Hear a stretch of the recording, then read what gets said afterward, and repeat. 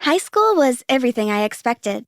Lots of popular kids enjoying their lives, and unpopular kids being completely ignored. I was among the unpopular group. No one ever noticed my existence until Felix, my first friend who convinced me to forget about popularity and just focus on my studies. I listened to him, and we became really good friends, acing every paper that was brought our way like it was nothing. I think I may have outread Felix, or perhaps I was just luckier, because at our first exams, I excelled in every single one of my subjects. The teachers said they wanted to give me a 200% mark on all my subjects because it didn't seem like 100% was enough. They were fascinated by me and wanted to test my intelligence, so they called me in for more tests. I agreed to write the tests on the condition that Felix was also invited. He was invited and we wrote the exams together, acing every paper that was thrown our way. The teachers couldn't believe it. Felix and I were bumped up 2 grades, and our lives changed forever. Hey you! My name is Kayla, and I'm here to tell you how a simple dress altered my reality. Like and subscribe so we can go on with the story. Thank you! Nobody had ever been bumped up not just 1, but 2 grades in our school, and in many schools around us before, so we quickly became popular. Felix avoided the popularity and just focused on studying. But I was tired of the constant studying already. I wanted to have fun. For the first time in my life, I had the opportunity to hang out with the popular kids as one of them. I couldn't miss it for the world. I quickly embraced my newfound popularity. I attended special parties with the richest kids, tutored both my juniors and my seniors in their private mansions, made friends with their celebrity parents, and even got some autographs. I went to the school library one day and found Felix, seriously studying as usual. Hey, bookhead! Kayla, wow! It's been so long since we last spoke. I haven't been seeing much of you around. Haven't been doing a lot of studying, have you? Definitely not. Not when I'm busy with celebrity parties, hangouts, and... And free classes? Huh? Free classes, of course. Haven't you been tutoring almost half the school for free instead of studying for your own upcoming exams? Yeah, and so what? Do you really think this crowd cares about you? Can't you see that they're just using you to make their grades better? And what if they are? The truth is you're just jealous because I'm popular now and you're not. I stormed out of the library. What did Felix know? He was just jealous. Hey, Kayla, what's up? Sierra stopped me immediately as I stepped out of the library. Hey, Sierra. I'm great. How are you doing? Awesome. Can you do this homework for us? She asked, handing me a huge pile of books. It's just for me and a few of my friends. You can come for our party tomorrow if you're done with it on time. She continued while twirling a little strand of her hair between her fingers. Someone coughed and I turned to see Felix standing at the library door. I turned back to face Sierra. Actually, I'd love to, but you see, I'm going to be very busy tonight, so I'll be unable to help you. But I'll meet you at the party tomorrow, okay? Sierra literally scoffed. Party? What party? What makes you think that you're allowed into our party after refusing to help with our homework? Whatever. Bye. She walked away and Felix started laughing behind me. I turned to him and he was about to say something, but I stopped him just in time. Don't even try uttering a word. I ran after Sierra and accepted the condition. I really wanted to attend that party no matter what. Besides, I wasn't losing anything by doing their homework by force. Nothing but my dignity, that is. My life continued this way. I taught the popular kids for free, helped with their homework, and even helped them during examinations. In exchange, they kept me popular. I wasn't crazy about the arrangement, but at least it worked.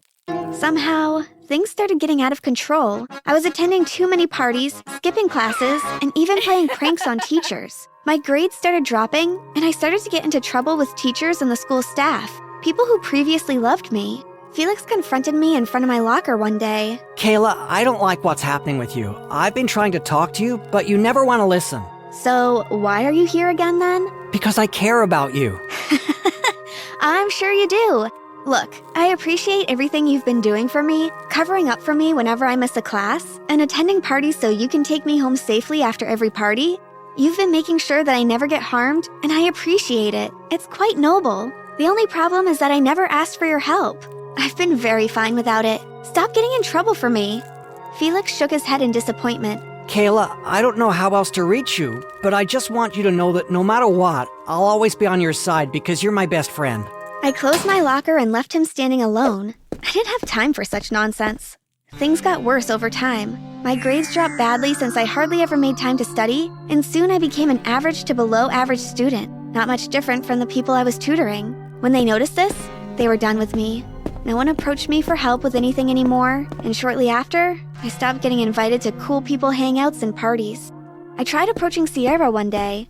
Hey Sierra, I want to host a party in my house this weekend, and I'll really appreciate it if you came. Sierra and her friends burst into laughter. Look, just get lost, kiddo, and don't approach me with this nonsense ever again. I ran into an empty classroom and started crying, but Felix was by my side in a minute, comforting me while I bawled my eyes out. It's okay, Kayla. Let it all out. I just can't believe they do this to me when I gave them my all. I gave them everything. I know you did. I just don't know who I am anymore. Can I tell you? What? Who you are. Yes, tell me please. You're Kayla Warrington, the first girl to be bumped up 2 grades at one go in centuries. The loyal friend who refuses to go up a ladder alone. A friend who changed my life in ways that other friends can only dream of. You're an unstoppable force, Kayla, with a heart of gold, and anyone who fails to recognize that is an idiot. You're right. You're a genius, Felix. Huh? Yes, I am, but what do you mean exactly? Anyone who fails to recognize my greatness is an idiot. I'll crash Sierra's party tonight. What? That's not what I meant. Come back. But I was already gone. As you must have already suspected and guessed, I was embarrassed and thrown out of Sierra's party immediately after I arrived. Luckily, Felix was waiting for me outside once again, in his rickety car. I can't believe you're here. I'll always be here. Felix helped me build up my studying habit once again, but it was really more difficult to keep myself on track than it was before. I remained an average student for some time, while I tried my best to get back my mojo. Felix didn't give up on me though. He did everything he could to help, and thanks to him, I was able to move up one step at a time. Over time, I tried my best to climb up the popularity ladder once again, but no matter what I did, I remained irrelevant, and this really affected my self-esteem. Felix always assured me that I was more than beautiful, but I didn't believe him. I continued looking down on myself. Prom finally arrived and I decided not to attend, but Felix and my parents kept trying to convince me. If you don't go to prom, I won't go either. And you know that prom has been my dream for a long time. Are you really going to allow me to miss it?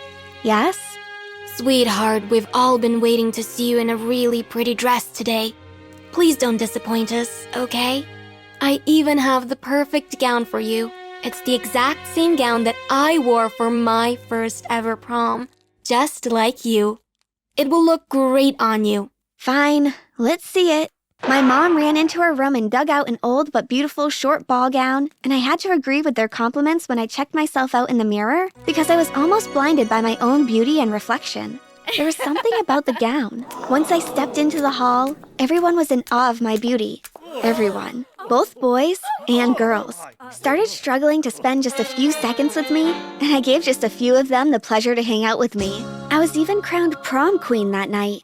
I totally forgot about Felix and enjoyed my prom night, but when it was time to go, there he was once again, waiting for me in his car outside. I couldn't believe it. That guy was really something. We spent some time studying and hanging out over the long break before a new school year finally began. After my experience at the prom night, I was ready to face the school year head on. I knew that it was going to be my year.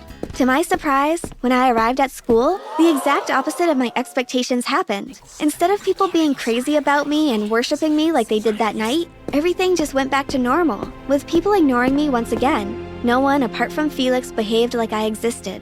I went back home that night and put on the gown. I was weeping, so I hope that sleeping while wearing the gown will remind me of how I felt that night and comfort me somehow. When I went to school the next day, everything had changed again. The tides had turned in my favor once again, and everyone was back to worshiping me. At this point, I realized that these strange occurrences had nothing to do with me, but absolutely everything to do with that gown. The gown had some sort of magical power that it extended to me whenever I wore it. After this astounding realization, my magical prom gown became my magical nightwear. I wore it every night to sleep, and every new day was filled with one blessing or the other. Another school year passed and I became the most popular and beautiful girl in my high school. I completely forgot about Felix's existence, and he didn't try to force his way into my circle either. He just stayed away and monitored me from afar. It creeped me out. After 1 year of sleeping with the magical gown every single night, it started getting weak, making me panic badly. After just a few days of me noticing its growing weakness, it ripped into two on its own. It was almost like it was tired of me and wanted to get away. Not wanting to give up on the only thing that gave my life meaning, I took the gown to different tailors to try to fix it, but the more they tried, the more it tore, until it finally tore to shreds almost paper-like. On that fateful night, I cried as I went to bed, spreading the shredded gown all over my skin. I could feel it in my soul. I knew that there was no life in the gown. I knew its powers had faded. I pretended to be terribly sick and managed to avoid school for 1 week until my mother dragged me to the hospital. The doctor tested